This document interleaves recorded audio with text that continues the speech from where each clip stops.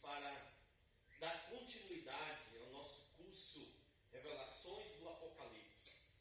Nós vamos hoje passar a quinta lição. E, como sempre, nós fazemos duas coisas. Primeiro, não esqueça de assinar o canal. Está aí passando o nome do canal aí para você não esquecer.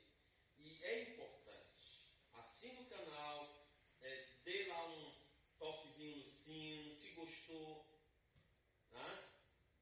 registre lá, isso é muito importante. E o outro é que sempre, quando vamos estudar a palavra de Deus, vamos sempre pedir a direção de Deus e que o Espírito Santo nos conduza. E nesse momento vamos pedir, através de uma oração, a orientação do Espírito Santo. Vamos orar. Grandioso Deus, muito obrigado, Senhor, porque estamos aqui para juntos estudarmos um pouco da Tua palavra. Que Teu Espírito Santo venha nos ensinar nesses momentos, em nome de Jesus. Amém. Amigos, como sempre, você pergunta e o Rogério aqui, o professor Rogério, à luz da palavra de Deus, está a não só responder, mas comentar um pouco. Uma conversa aqui informal, num diálogo entre nós, e estamos aqui para juntos dar continuidade a esse curso. Hoje a lição tem por título As 7 Cartas de Jesus e Suas Mensagens Esquecidas. Rogério, o povo quer saber, o pessoal que estão acompanhando no canal quer saber que 7 igrejas são estas? Que cartas são estas? E já vou fazer uma outra pergunta, já vai ser duas.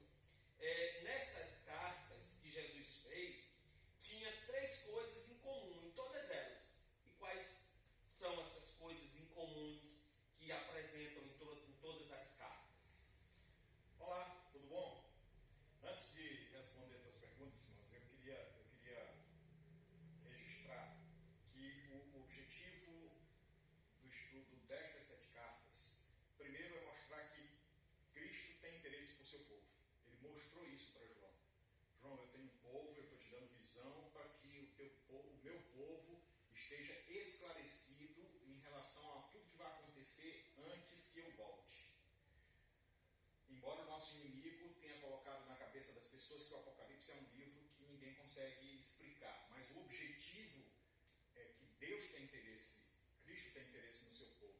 Segundo, é que dentro do povo de Deus haveria um processo de apostasia, e ele vem revelando isso nestas cartas. E também que mesmo que houvesse esse período de apostasia, ao longo do tempo, Cristo sempre teve um povo fiel. Pelo menos uma pessoa se conservou fiel para que esta mensagem chegasse até nós. São 7 cartas. E essas cartas, embora no Apocalipse esteja lá escrito que seja para 7 igrejas, cada igreja é um período de tempo. Tempo em que o cristianismo passou, e as dificuldades que ele passou, o processo de apostasia que ele passou, o processo em que o povo de Deus ia se distanciando mais de Deus, e o processo em que sempre Deus conservou esse povo fiel. 7 igrejas. E dentro dessas 7 igrejas, nós podemos perceber que cada uma delas, ele começa da mesma forma. E para isso, nós vamos ver na Bíblia o que está escrito em Apocalipse, capítulo 3, versículo 2, que já dá para perceber quais são estas 3 declarações que aparecem nas mensagens das igrejas. Está registrado em Apocalipse 2:2, Apocalipse 2:9, 2:13, 2:19, 3:1, 3:8. Então, 2:2. Conheço tuas obras, o seu trabalho árduo, a sua perseverança. Versículo 9 diz assim: conheço as suas aflições, a sua pobreza, mas você é rico. Conheço a blasfêmia dos que se dizem judeus, não unção, sendo antes sinagoga de Satanás. Versículo 13 diz: sei onde vives, onde está o trono de Satanás, contudo permanece fiel ao meu nome e não renunciou à sua fé em mim, nem mesmo quando Antipas, minha fiel testemunha, foi morto nessa cidade onde Satanás habita. E assim, cada carta ele vem revelando. Primeiro ele diz: eu conheço tuas obras. Depois ele diz, no versículo 7 do capítulo 2, versículo 11, versículo 17, ele começa com essa expressão: ao vencedor. E no versículo 7 também, 11, 17, ele diz: quem tem ouvidos, ouça. Então olha lá, primeiro ele sabe para quem ele está remetendo a carta. Conheço tuas obras. Segundo, ele diz que, embora o processo de apostasia tenha sido envolvido esse período histórico em que a igreja viveu, mas tem vencedores. E ele alerta: olha, o vencedor é aquele que ouve o Espírito. Todo o tempo ele faz isso. As 3 declarações que em todas as 7 cartas do Apocalipse acontece e que Jesus está transferindo não para um lugar específico, mas um período de tempo em que o seu povo fiel, um pequeno povo, passou e está passando até o seu encontro nos ares. Rogério, interessante é que cada igreja tem uma característica. E aqui nós queremos saber a característica da igreja de Éfeso. Né? Qual é a característica dessa primeira igreja que estamos analisando agora? Vamos analisar agora. Então vamos lá. O texto, Apocalipse capítulo 2, versículos de 1 a 7. Eu vou ler bem rapidamente porque o texto é longo, mas nós precisamos ler o texto todo para poder entender melhor. Então está escrito assim: ao anjo da igreja em Éfeso escreva: estas são as palavras daquele que tem as 7 estrelas em sua mão direita e anda entre os 7 candelabros de ouro. Conheço suas obras, o seu trabalho árduo, a sua perseverança. Sei que não podes tolerar homens maus, que pois aprovam os que dizem ser apóstolos, mas não são. E descobriu que eles eram impostores. Você tem perseverado e suportado sofrimentos por causa do meu nome e não tem desfalecido. Aí vem a reprovação. Contra você, porém, tenho isto, que abandonou o primeiro amor. Lembre-se de onde caiu, arrependa-te e pratique as obras que praticava no princípio. Se não se arrepender, virei a você e tirarei o seu candelabro do lugar dele. Mas há uma coisa em seu favor. Você odeia as práticas dos nicolaítas, como eu também os odeio. Aquele que tem ouvidos, ouça o que o Espírito diz às igrejas. Ao vencedor, darei o direito a comer da árvore da vida que está no paraíso de Deus. Então vamos lá. Ele diz quem está remetendo a carta. E por incrível que pareça, no capítulo 1, a gente descobriu numa lição anterior que quando João voltou para ver quem estava falando comigo, ele viu alguém entre os candelabros. E este mesmo ser está aqui remetendo a carta para Éfeso. Né? Então, ele elogia Éfeso. Ele diz: olha, eu conheço tuas obras, sei da tua perseverança. Era um povo que, embora acontecesse, por exemplo, que é o elogio que ele dá, ele não aceitou a doutrina dos nicolaítas, né? Mesmo que houvesse tanta perseguição, mas era um povo perseverante, um povo que continuou. E olha, nós estamos falando do povo do primeiro século, né? O povo que Jesus ascendeu ao céu, e foi esse povo, deste tempo aí até o ano 100, foi este povo que perseverou. Embora tenha aí na sua reprovação, ele abandonou o primeiro amor. Começou a igreja, começou o cristianismo. E foi aqui que Deus começou a trabalhar com o povo, já preparando para o seu retorno. Foi o povo que ouviu do próprio Jesus, por exemplo, Mateus capítulo 24. E foram os discípulos que deram esse pontapé inicial. Então eles têm um elogio, eles têm uma reprovação, e ele daria sequência na próxima igreja, que é o que nós vamos ver agora. No caso da segunda igreja, Rogério, que é Esmirna, ela vai do ano 100 a 313. E qual é a principal característica desta igreja? Então vamos lá. Esmirna sai agora do período de Éfeso. Em Éfeso,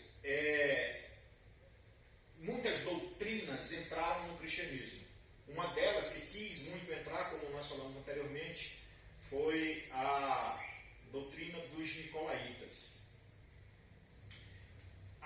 Os nicolaítas eram o que nós conhecemos hoje por gnósticos, que é um movimento de caráter religioso que ele tenta misturar as religiões. Então, doutrinas que antes no cristianismo não tinha lugar, o cristianismo começou a abrir as portas para esse tipo de doutrina.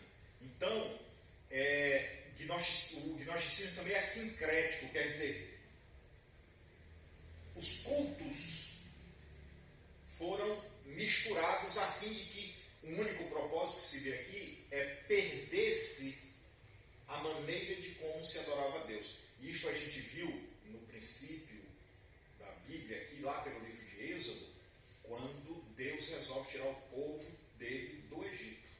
O povo já tinha misturado, foram 400 anos no Egito.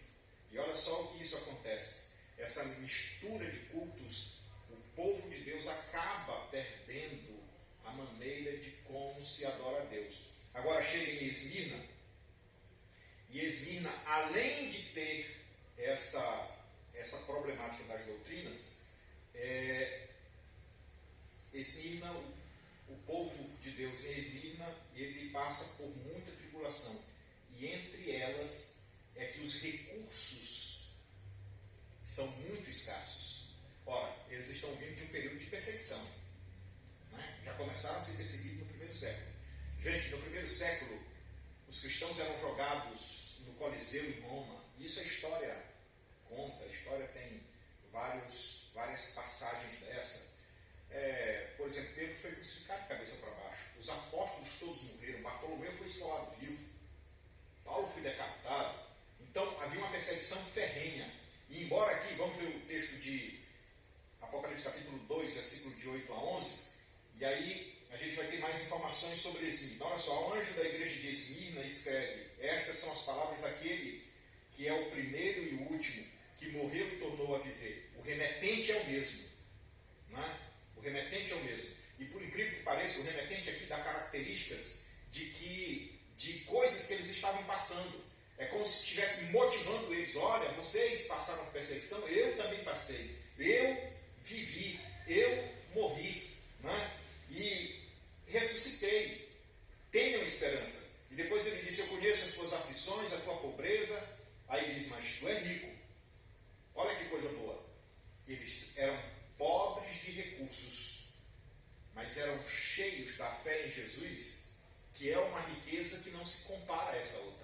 Por isso Jesus diz: olha, eu morri, mas eu revivi. Tenham esperança. Então eles eram cheios disso. Né? Continua o verso dizendo: conheçam blasfemas que se dizem judeus, mas não são. E tinha gente infiltrada neste povo, né? Que se diziam cristãos, se diziam judeus, mas não eram. E aí ele diz mais: e sei que eles não são da minha igreja, são da sinagoga de Satanás. Não tenham medo do que vocês estão prestes a sofrer. O diabo lançará alguns de vocês na prisão para prová-los, e vocês sofrerão perseguição durante 10 dias. Aí ele dá o conselho: ser fiel até a morte, e dar-te-ei a coroa da vida. Ele de novo diz: vocês precisam prestar atenção no Espírito Santo. Vocês só vão ter fé se ouvir o Espírito Santo. Então ele diz: aquele que tem ouvidos ouça o que o Espírito diz às igrejas.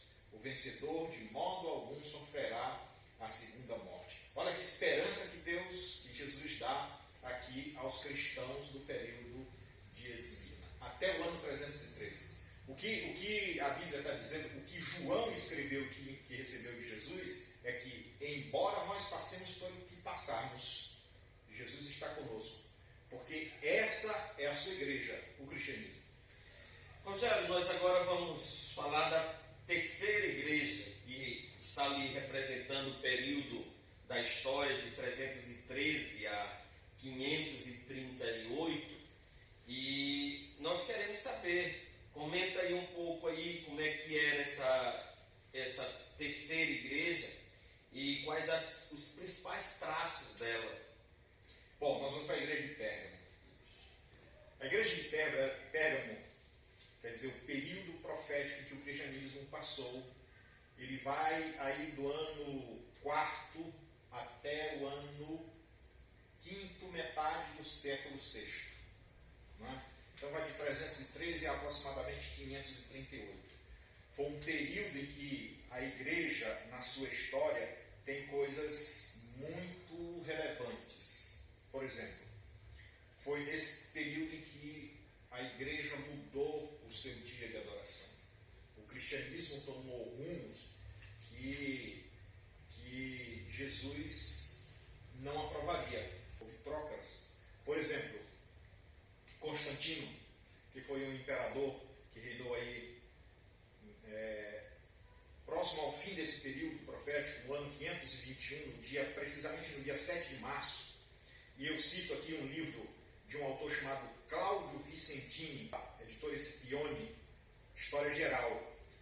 Nesse livro ele faz um comentário que no dia 7 de março de 321, Constantino muda o dia de guarda, que era o dia que os cristãos eram acostumados, inclusive Jesus tinha o costume disso, está registrado em Lucas 4,16, que ele ia à sinagoga, segundo o seu costume, no sábado, e naquele momento em que a história está narrando, ele diz que ele levantou-se para ler.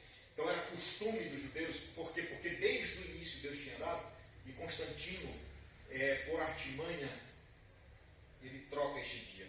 A artimanha que ele usou foi assim. Então, como era um dia de sábado para maior devoção, ele sugeriu que no sábado se fizesse jejum. E no domingo, ele sugeriu que, como o sábado tinha sido todo de jejum, no domingo eles fariam uma festa para poder se alimentar, porque no sábado não tinha se alimentado. Então, isso durou muito tempo. Até que chegou um dia que ele pergunta para os cristãos: e aí, qual é o dia que vocês querem para a adoração? O sábado, que é um dia de jejum, ele tornou um costume que o sábado fosse jejum e tornou um costume que o domingo fosse um dia de festa. E aí, claro, nós somos seres humanos e eu nem culpo os cristãos por ter escolhido. Tornou o domingo um dia prazeroso e os cristãos resolveram abraçar o domingo como dia do Senhor. E até hoje se prega nisso, porque são mais de 1.500 anos neste costume, para volver para o passado. Isso é uma coisa que é muito trabalhosa, de muita dificuldade. A igreja de Pérgamo está registrada aí no capítulo 2, versículo 12 em diante. Eu vou apenas tocar no elogio, na reprovação. No versículo 13 diz assim: sei onde vives, onde é o trono de Satanás, contudo você permanece fiel ao meu nome e não renunciou à sua fé em mim, nem mesmo quando Antipas, minha fiel testemunha, foi morto nesta cidade onde Satanás habita. Aqui, Simão, eu queria falar uma coisa interessante. Aqui, Jesus, entregando essa carta para João, dá sinal de que uma cidade foi levantada como capital de um reino que contrapõe o reino de Deus.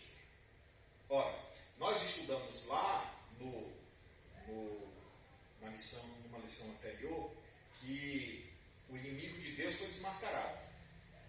Então a gente sabe quem é, que é Satanás. E se Deus tem um inimigo, existe uma guerra, existe um conflito. Né? Se o reino de Deus, se a gente for ver nos evangelhos, por exemplo, quando Jesus estava na frente de Pilatos, e Jesus disse assim: Pilatos, o meu reino não é deste mundo. Se o meu reino fosse deste mundo, já tinha gente aqui para me defender. Né? Então, se este reino que tem na terra não é de Jesus, não é de Cristo, existe um outro reino aqui. E este outro reino, a gente tem informações de que existe uma cidade em que o trono do imperador deste reino está. E aqui, neste período profético, esta cidade foi instituída como reino. Está entendendo? Que é uma lição que nós vamos ver lá no futuro. Né? Mas, aqui está. O elogio a Pérgamo é que, mesmo que Satanás tenha instituído o seu trono nessa cidade, ainda havia perseverança, ainda havia a não renúncia de fé. A fé continuava, mesmo que gerações. Lembra que no começo da lição a gente falou que o objetivo era que Deus tenha um pequeno povo fiel? Aqui estava um pequeno povo fiel. Embora os outros seguissem os costumes dos homens, que os homens começaram a colocar, por exemplo, tiraram a cabeça dos ídolos romanos e colocaram a cabeça de apóstolos, de figuras cristãs, e daí passou-se a adorar. Né? Rapidinho, para terminar. Esta igreja foi um período de também horrendas perseguições, porque o Império Romano ainda estava muito vigente. Tem um verso que João está tendo uma visão, e ele diz assim, e quando eu olhei o que ele estava vendo, que a gente ainda vai ver na lição, eu me admirei com um grande espanto. Está entendendo? Que ele viu a igreja perseguindo a igreja. Nesse momento aqui, Satanás coloca o seu trono na cidade onde a igreja era forte, e aí começou a usar a própria igreja para perseguir os próprios cristãos. E nós vamos ver nas cartas posteriores que esta perseguição foi horrenda, muito feia ainda. E queridos, nós dando continuidade aqui, nós vamos agora ver a quarta igreja, que é do período aí profético aí, do ano 500 a 1600, né? E o nome dessa igreja é Tiatira. E Rogério, aí nos comenta aí como é que era essa igreja, quais são os pontos principais, né, da mensagem aí em relação a essa igreja chamada Tiatira. Então vamos lá. Tiatira representa um período aí da metade do sexto século e vai aí até a Idade Média.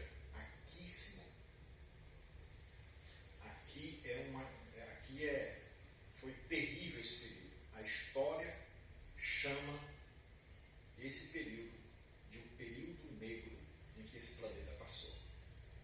E a igreja cristã teve um papel crucial nisto. Porque foi o período em que o cristianismo, nesses lados, começou a ter grande poder. O poder era tamanho que os reis eles só assumiam os tronos se a igreja assim o outorgasse, desse esse poder para eles. O texto para Tiatira está aí no versículo 18 do capítulo 2. Vamos ler. Diz assim: ao anjo da igreja de Tiatira escreva: estas são as palavras do Filho de Deus, sempre que ele dá o remetente, cujos olhos são como chama de fogo e os pés de bronze reluzente. A mesma pessoa que João viu no capítulo 1. Voltei para ver quem falava comigo.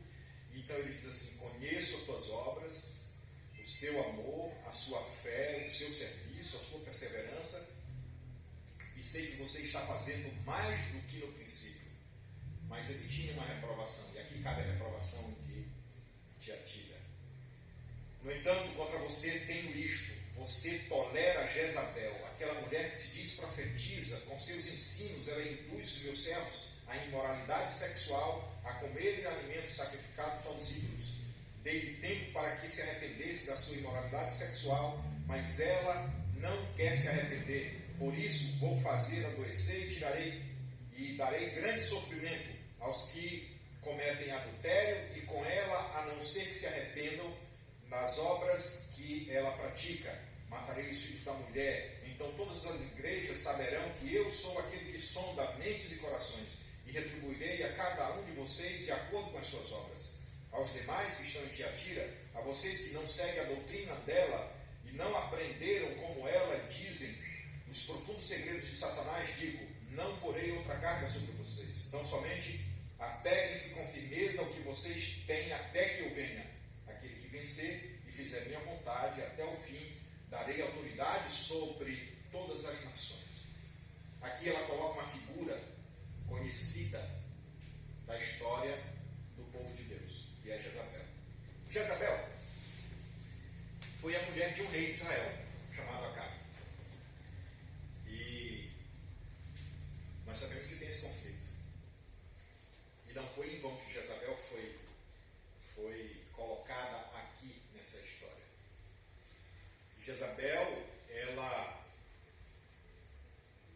filha de um deus pagão, de um rei pagão, e além do mais, era profetisa de um deus chamado Baal. Jezabel foi aquela que reuniu 400 profetas no Monte Carmelo para se contrapor a Elias. Jezabel foi aquela que fez a cabeça de Acabe para mandar matar os profetas de Deus.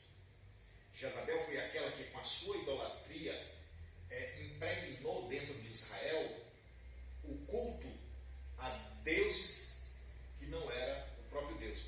Nota aqui que a mesma estratégia que Constantino usou para trocar o sábado para o domingo, Jezabel usou também. Então,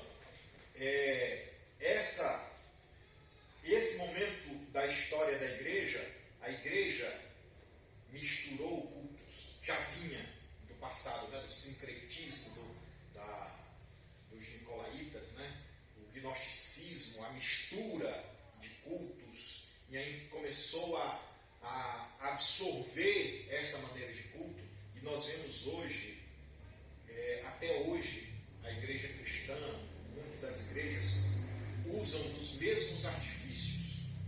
Gente, o que eu quero dizer para vocês nesse momento é assim: Deus é quem escolhe a maneira de ser adorado. Nós não podemos sugerir a Deus a maneira que ele deve ser adorado. E isto, no bojo do cristianismo, tem se mudado ao longo dos séculos. E aqui foi mais evidente. Aqui foi mais evidente em Tiatira. Aqui começou a entrar modelos de culto. Se Deus pede para nós cultuarmos de uma forma, não adianta a gente abrilhantar, mostrar coisas que a gente acha melhor. Ora, quem é Deus? Ele. E por isso, ele começou o seu mandamento assim: não terás outros deuses além de mim. Ele quer dizer que quem diz como deve ser é ele. Aqui em Tiatira,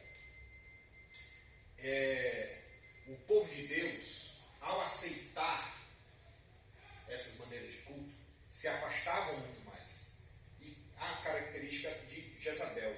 Mas aí ainda tinha um povo pequeno, fiel, que ainda conservava o amor, conservava a fé, continuava trabalhando para que o cristianismo se perpetuasse e ainda continuava perseverando. Rogério, então deixa eu assim ver se eu entendi aqui a questão da igreja da Tiatira. Você começou dizendo que era uma igreja poderosa que até determinava quem seria o rei e quem não seria. Mas embora ser uma igreja poderosa, ela se afastou de Deus. Ela implantou a idolatria e se esfriou. E respondendo à pergunta número 6, que você já respondeu, apesar de tudo isso, ficou um povo fiel a Deus, um povo remanescente. Agora, seguindo a nossa ordem aqui, vamos para a quinta igreja, que é a Sardes. Né? Ela está ali no período profético, né? Do ano 1600 a 1750, e essa igreja Sardes nos fala aí dela, aí, a característica dela, como também tu falou da Tiatira, nos fala agora da Sardes. Muito bem, só para reforçar, senhor, nós vivemos num grande conflito nesta guerra. E o povo de Deus nesta terra é um povo que é forasteiro. Não é de se admirar. Se você está numa terra que não é sua, que você atraia inimigos. Está entendendo? Porque o povo de Deus, embora não esteja na sua terra, ele sempre prospera. Porque ele tem o apoio de quem? O remetente de suas cartas. Né? Aquele que está entre os 7 candeeiros, aquele que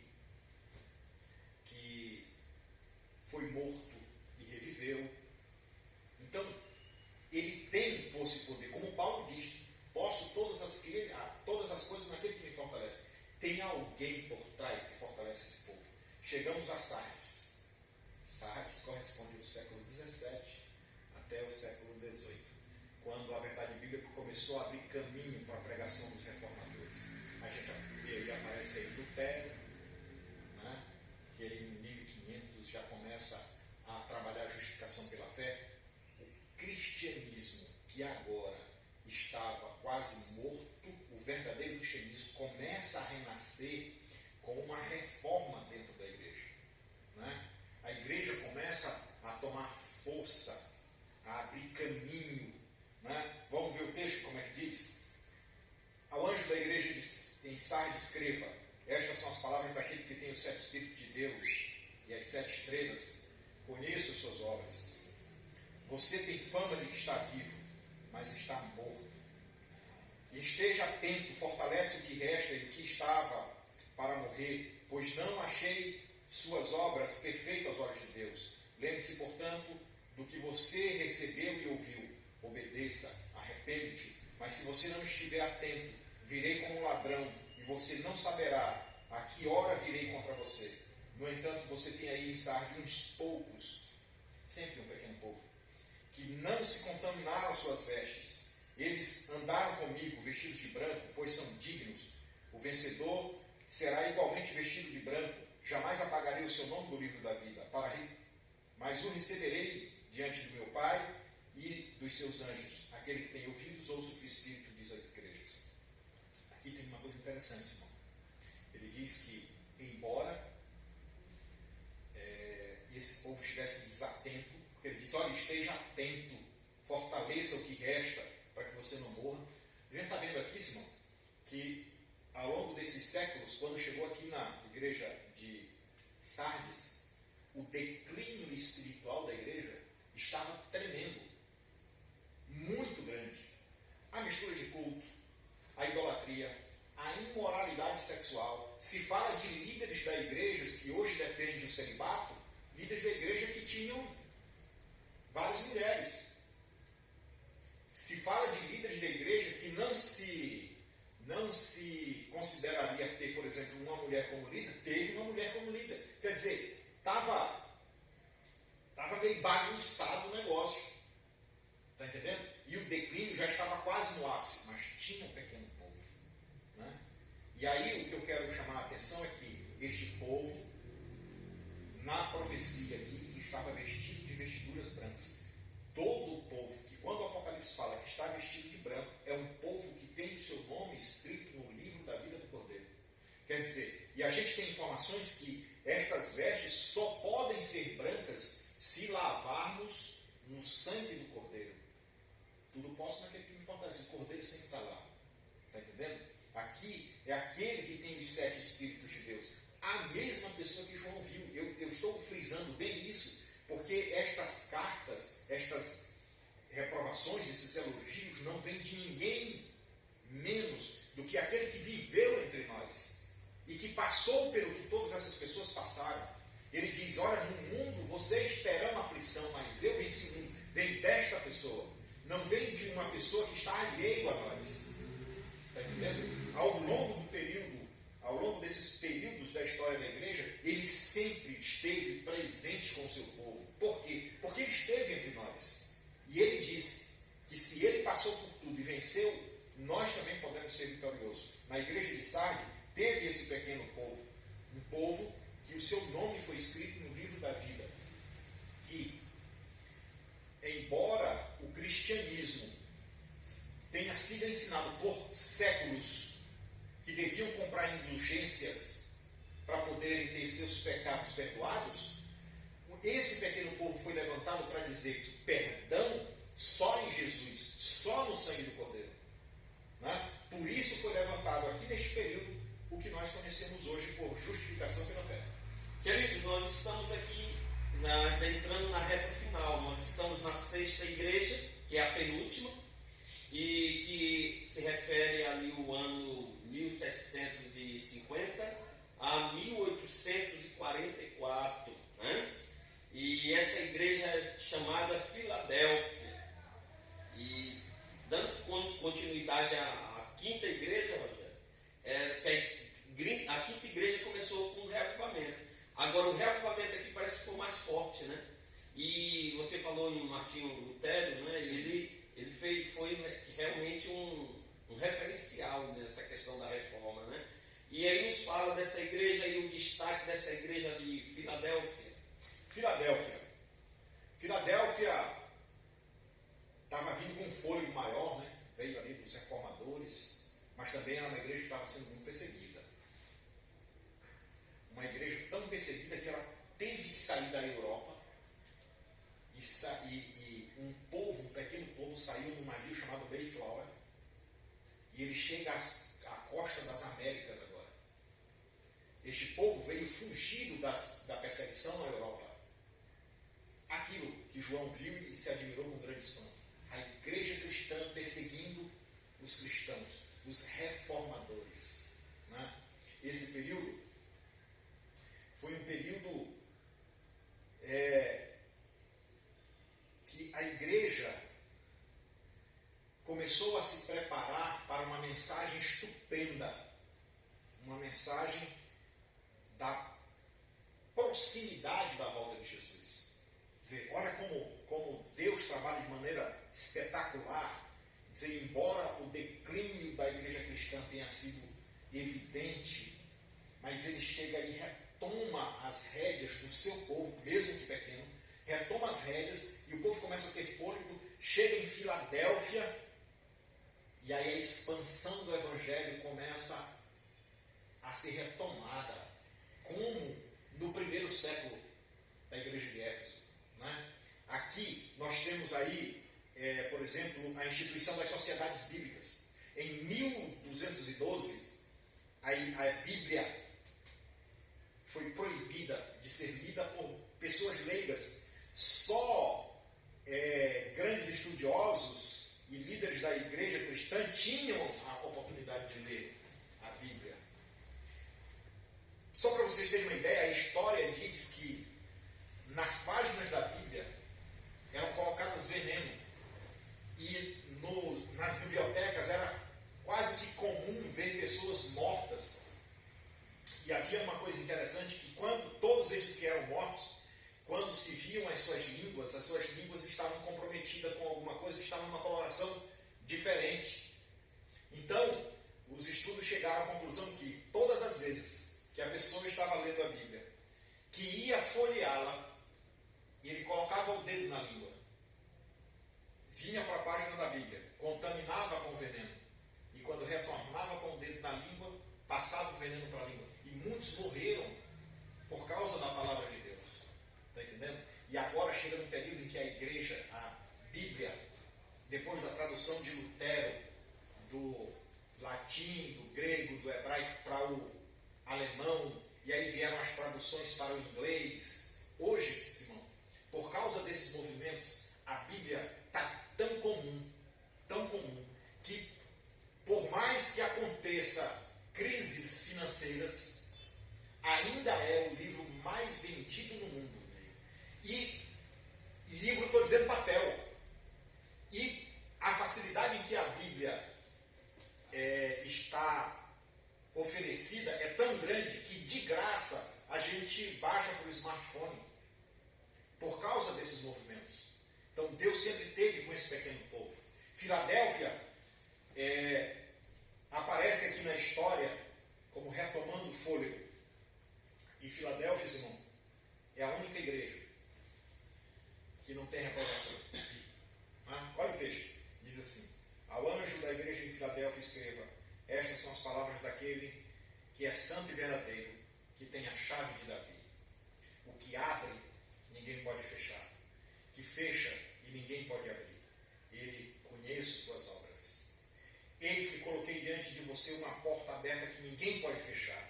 Sei que você tem pouca força, mas guardou a minha palavra e não negou meu nome. Veja o que farei com aqueles que são das sinagogas de Satanás e que se dizem judeus e não são, mas são mentirosos. Farei com que se prostem aos seus pés, reconheçam que eu o amei. Visto que você guardou a minha palavra de exortação, a perseverança, eu também guardarei na hora da provação que está por vir sobre todo o mundo, para pôr à prova os habitantes da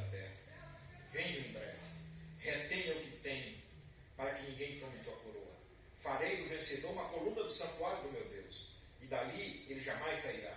Escreverei nele o nome do meu Deus, e o nome da cidade do meu Deus, a nova Jerusalém, que desce do céu da parte de Deus, e também escreverei nele o meu novo nome. Aquele que tem ouvidos, ouça o que o Espírito diz às igrejas. Amém. O que a gente vê aqui, Simão, é a retomada. É a retomada. Gente, a partir deste período, a igreja cristã que estava perseguindo este povo fiel de Deus começa a perder força. E o que hoje nós conhecemos por evangélicos começa a ter mais força, não para confrontar com essa igreja, mas para que Jesus seja melhor visto e melhor oferecido a todas as pessoas, para que as pessoas tenham verdadeiras informações do que é o cristianismo. E aí nós vamos passar para o próximo período, que aí a gente vai ver mais coisas ainda. E chegamos nesse período que é os nossos dias, é a última igreja, né? Que começou em 1844, marca o início dessa última igreja, que tem por nome Igreja de Laodiceia. E aí, Rogério, nós estamos vivendo desde 1844 esse período que representa esta igreja. O a última igreja.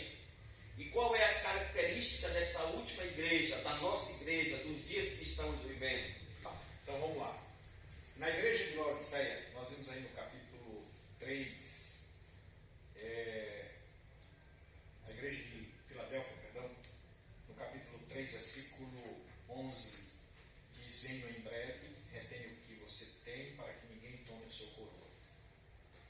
Dizer, houve um conselho, veio um declínio, chegou em Filadélfia, houve uma ascensão, eles começaram a tomar fôlego, começaram a ter mais força. Filadélfia não teve reprovação, foi um povo que pregou, que estudou a Bíblia começou a espalhar por todo lugar, a sociedade bíblica começou a vender Bíblia para todos os cantos, as traduções foram mais frequentes, e chega a Laodiceia, parece que foi minguando as forças. Se vocês notaram, ao longo do período da igreja, quanto mais perseguição a igreja tinha, tanto mais a igreja crescia. Isso é uma característica, porque assim, pensa comigo, gente. De onde surgiu o cristianismo? O cristianismo surgiu de uma pessoa que transferiu para 12, que essas 12 transferiram para 70, que essas 70 transferiram para 500 e foram espalhados por todo mundo. Isto é a Bíblia que diz lá no Atos dos Apóstolos. De 500 pessoas espalhadas pelo mundo, o cristianismo hoje tomou de conta de quase todo o planeta. Existe uma pequena janela que eu acredito que já está terminando de alcançar. E é por isso que lá em Mateus 24, capítulo 14, diz assim: e este evangelho do reino será pregado por todo mundo para testemunho de todas as nações, então virá o fim. Pensa comigo novamente.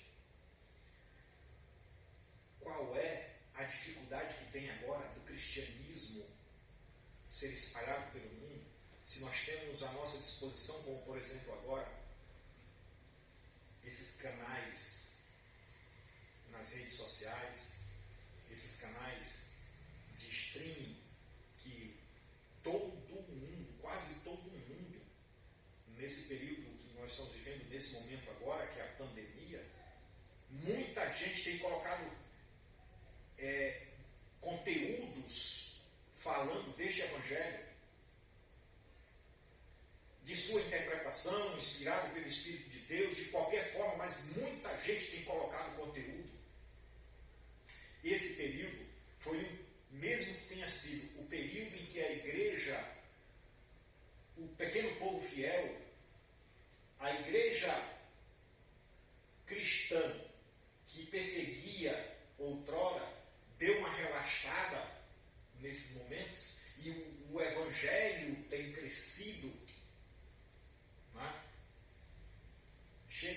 Laodiceia com as forças minguadas. Mas parece que está tendo um novo fôlego, porque o objetivo, lembra do objetivo nosso? Deus sempre teve, ao longo do tempo, um pequeno povo fiel que Ele conserva. Chegamos num momento em que essas informações de muita gente, como agora no YouTube, no Facebook, tornam as pessoas muito indecisas. Qual é a verdade? O que é a verdade? Não, mas este diz isto, aquele diz aquilo outro. Gente, foi por isso que Deus e Jesus abençoou para que, no período profético de Laodiceia, a Bíblia fosse espalhada. Né? E tenham certeza disso. Todos que buscam ao Senhor com sinceridade de coração encontrarão a verdade. Porque foi o próprio Jesus que disse: batei e abre-se-vos-á, buscai e acharei. Porque todo aquele que pede, recebe. Em outro texto, Jesus diz assim: quem é o pai que o filho pede um pão e ele dá uma pedra? Aí Jesus diz assim, completando: ora, se vocês que são maus sabem dar boas coisas aos seus filhos, imagina aí o vosso Pai Celestial. Nós estamos vivendo um período de muita indecisão? Sim. Por isso, Laodiceia tem, eu não sei se vai estar certo, senão eu dizer, a maior das reprovações, mas Laodiceia aqui tem um puxão de orelha tremendo, porque Laodiceia não tem elogio. Em contrapartida de Filadélfia, que não tinha reprovação, Laodiceia só tem reprovação. Filadélfia só tem elogio, Laodiceia só reprovação. É um povo que diz lá no capítulo 3, versículo 15 e 16, que não é nem frio nem quente. É um povo indeciso. Ele não sabe onde é que ele quer ficar. Está entendendo? Por quê? Porque, olha, gente, não esqueçamos que ao longo do primeiro século até aqui, o cristianismo vem sendo misturado com muitas doutrinas, como, por exemplo, a doutrina de Balaão. A doutrina de Balaão, amigos, consistia...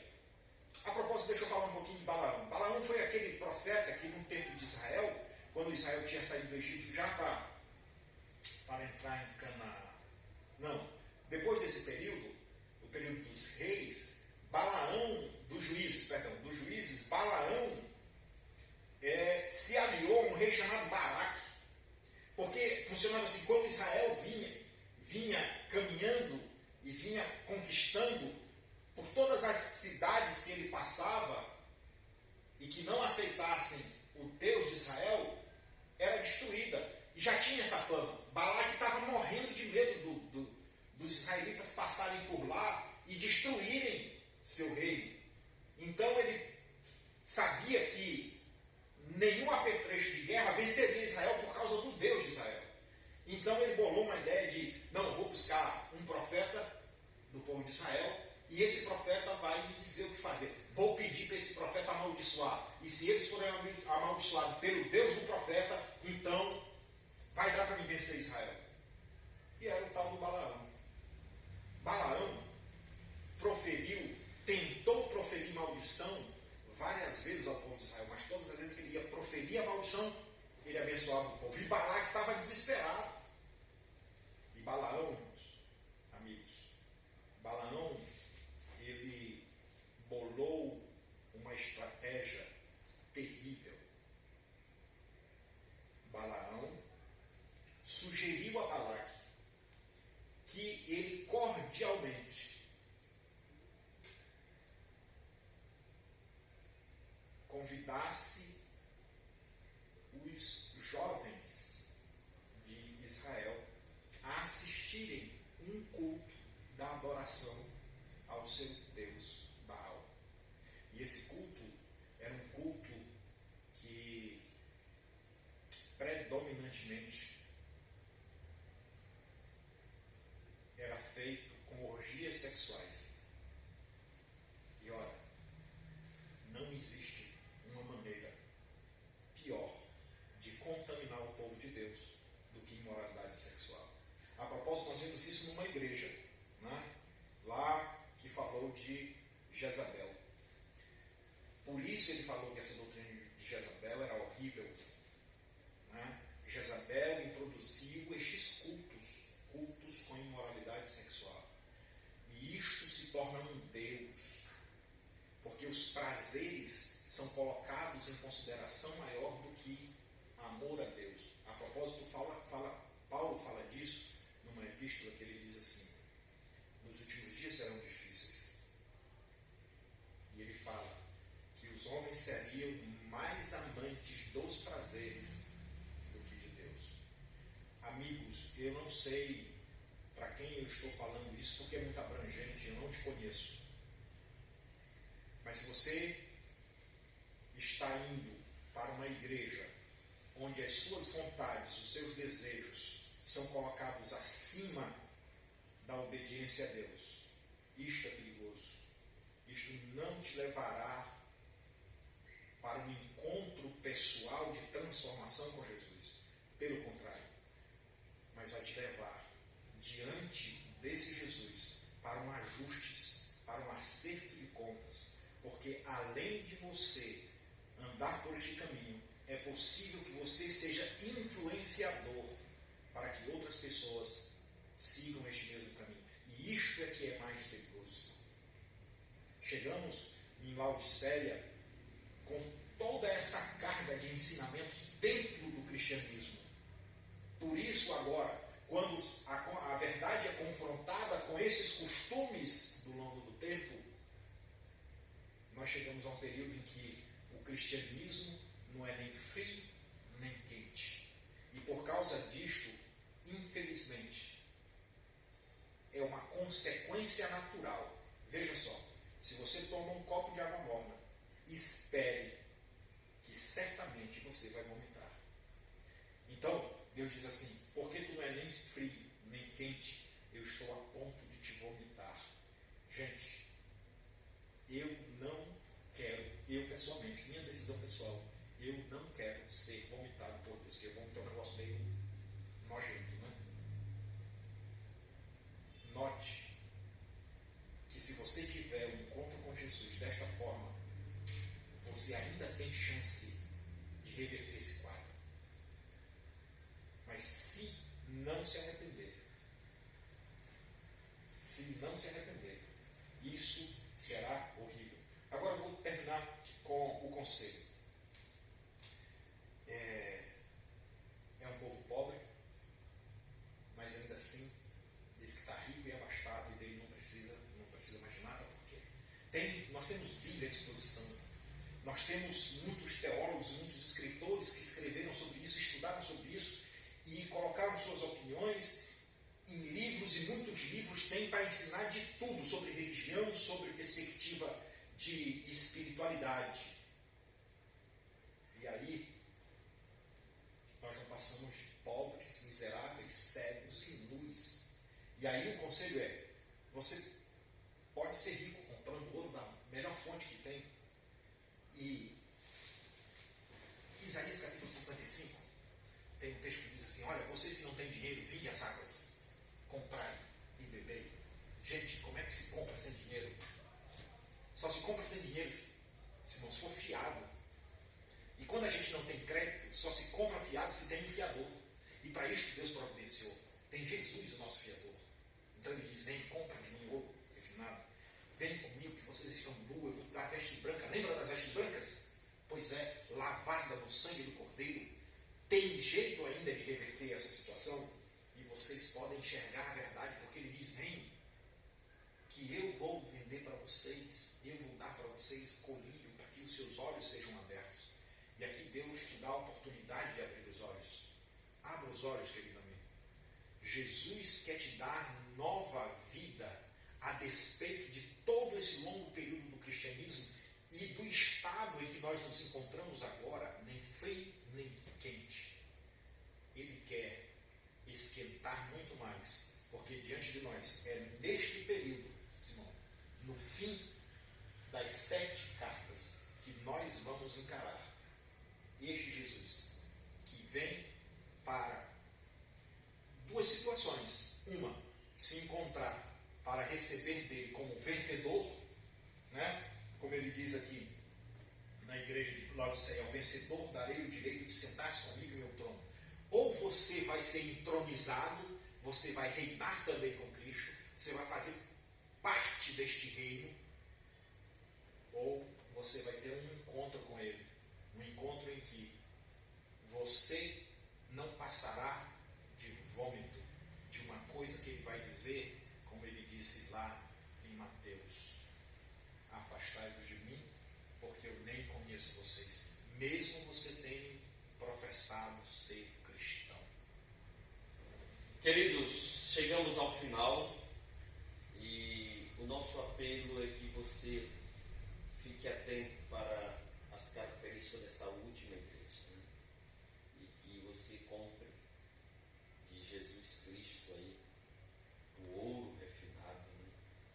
E que estude a sua palavra e que continue fazendo esse curso conosco, pesquisando, aprendendo, e beba dessa fonte que é a palavra de Deus, e que nós possamos realmente ficar atentos para esses últimos dias, os últimos acontecimentos, que possamos realmente nos preparar para esse grande encontro com Jesus. Mas que grande encontro é esse? É a próxima lição. O Apocalipse, né, vai falar que, na próxima lição, que Jesus, esse nosso grande Jesus, que é o personagem central do Apocalipse, ele vai voltar. Então, não perca a próxima lição. Nós hoje aprendemos aí sobre as igrejas, muito bem esclarecido, e agora na próxima lição, nós vamos ouvir do Apocalipse como vai ser a volta, né, desse personagem central que é Jesus, que ele vem buscar o remanescente fiel. E eu espero que você seja um, eu espero que eu seja um, e que o Rogério seja outro, e que nós possamos estar preparados. Bem, eu peço agora, nesse momento, que o Rogério faça a oração final para finalizarmos mais uma lição desse grande curso que estamos fazendo, Revelações do Apocalipse. Vamos orar então? Ó Deus, obrigado pela tua revelação, obrigado pela tua palavra. Descobrimos que nós estamos vivendo o período de Laodiceia, um período que tem sido muito difícil, pelo oferecimento de muitas informações. E a indecisão vem fazer parte de nossos pensamentos, de nossas ações também. Mas, Senhor, pela tua graça, permita-nos que nós tenhamos o colírio, o teu colírio, para que os nossos olhos sejam abertos para vermos a tua verdade e, Senhor, abraçar a tua verdade, porque nós queremos ter um encontro onde tu irás nos entronizar e que nós possamos reinar contigo eternamente, em nome de Jesus. Amém. Até a próxima.